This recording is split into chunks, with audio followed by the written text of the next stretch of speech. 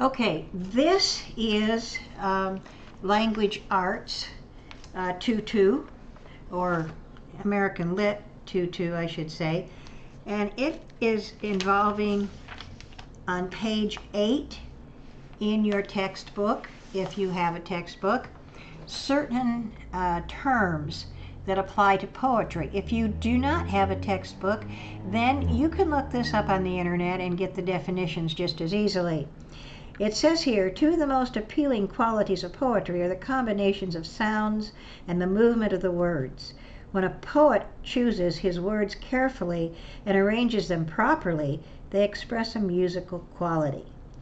Okay, rhyme. R-H-Y-M-E. Now these go in your composition book. These should be in your composition book under the current date and under lesson 2-2 of Am Lit, or American Literature. Rhyme, R-H-Y-M-E. So I'm giving you a minute to get your composition book out. I'd really like to get the composition books that Staples has. They're in different colors. They're blue, red, green, black, and I like that. There's a purple, I believe, and it just kind of covers the waterfront of what we do. The blue I use for English, the red for history, because I know there's been a lot of blood spilt in history.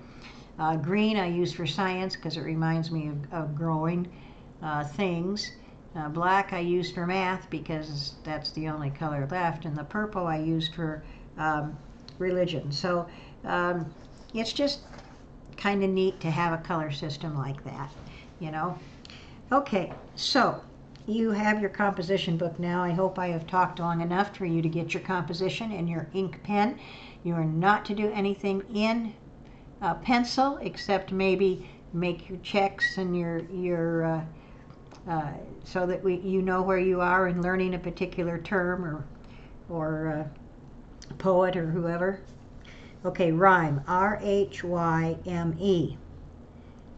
The definition here is the correspondence of sounds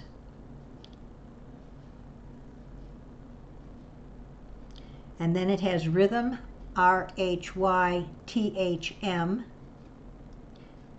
the regular recurrence of sounds. It said they're the most common methods of giving poetry the added dimension which we enjoy and appreciate. Okay, the most obvious type of rhyme is end rhyme, and there are a number of different kinds of rhyme.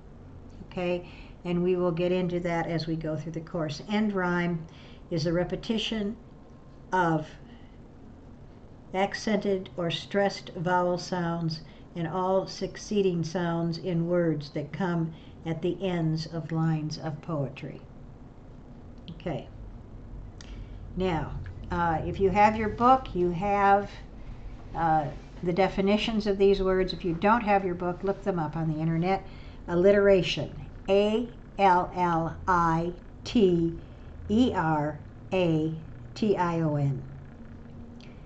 Consonants, C-O-N-S-O-N-A-N-C-E. Assonants, A-S-S-O-N-A-N-C-E. And the big one, onomatopoeia, O-N-O-M-A-T-O-P-O-E-I-A. O-N-O-M-A-T-O-P-O-E-I-A. So those are the terms that you should know for tomorrow. They need to be looked up. They need to be learned. They do go in your composition book, in your quiz book. Okay, that's it for lesson 2-3, or 2-2, excuse me.